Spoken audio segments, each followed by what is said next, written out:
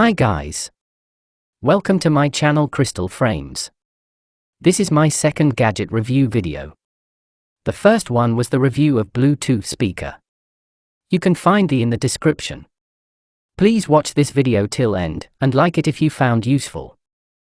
Also don't forget to subscribe my channel.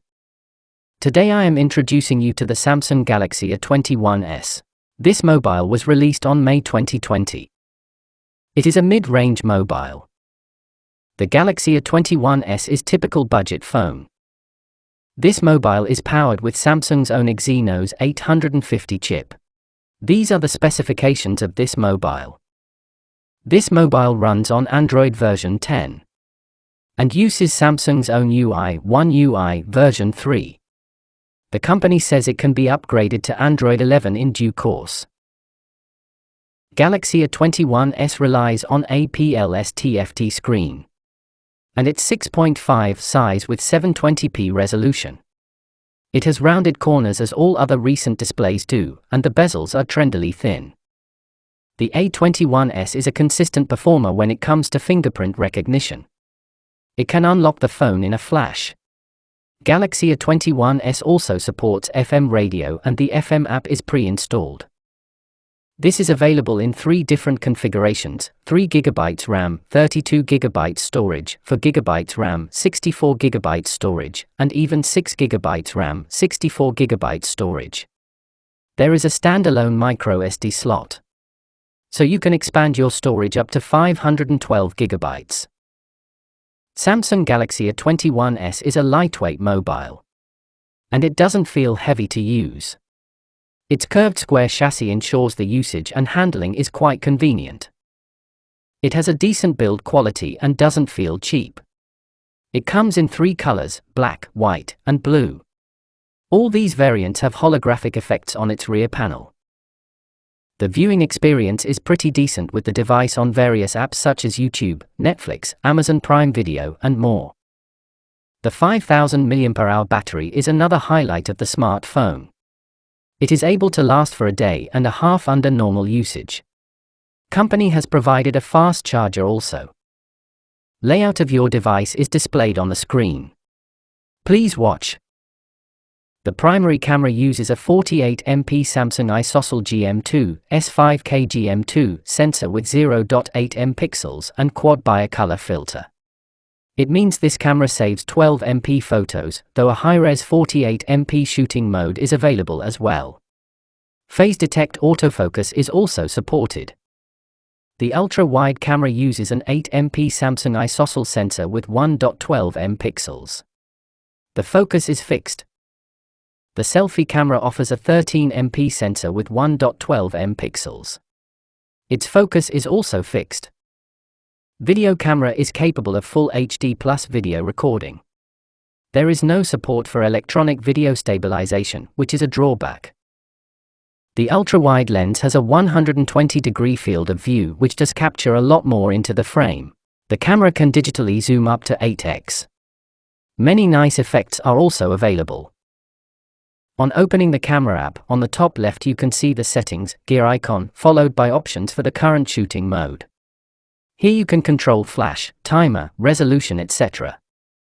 At top row of the bottom portion there is option to select wide angle and normal modes of lens. Shooting mode selection is placed below it. There is also a live focus function. Using this option you can shoot images with blurred background. To do this, select live focus from shooting modes.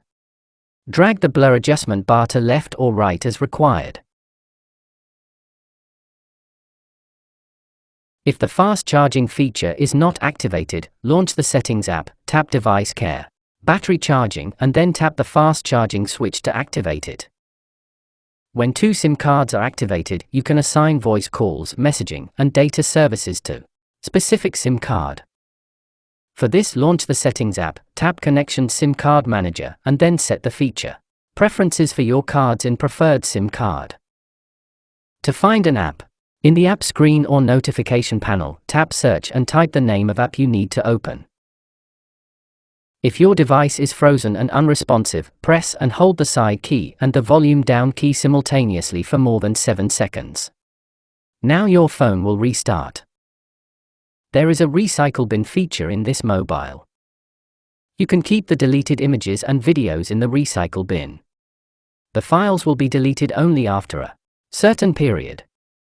To enable this function, launch the Gallery app, tap Settings, and then tap the Recycle bin switch to activate it. To view files in the Recycle bin, launch the Gallery app and tap Recycle bin. Using split-screen view mode, you can view two files or apps side by side. To activate this, tap the Recent button to open the list of recently used apps. Swipe to the left or right, tap an app's icon, and then tap Open in split-screen view. The selected app will launch in the upper window. On the lower window, swipe left or right to select another app to launch. To launch apps that are not on the list of recently used apps, tap the Home button or Back button, and select an app. Another feature is pop-up view. Tap the Recent button to open the list of recently used apps. Swipe to the left or right, tap an app's icon, and then tap Open in pop-up view. The app screen will appear in the pop-up view. Watch this figure in to understand the functions available in Notification panel. Another interesting feature is that you can tag phone number without adding to your contacts. See the screen for details. You also get more options during a call as displayed over the screen. All features of this mobile worked fine during my testing. As this is a budget range phone, high-end games may not run smoothly. Pictures and videos taken by this mobile looks pretty nice. Look at these pictures.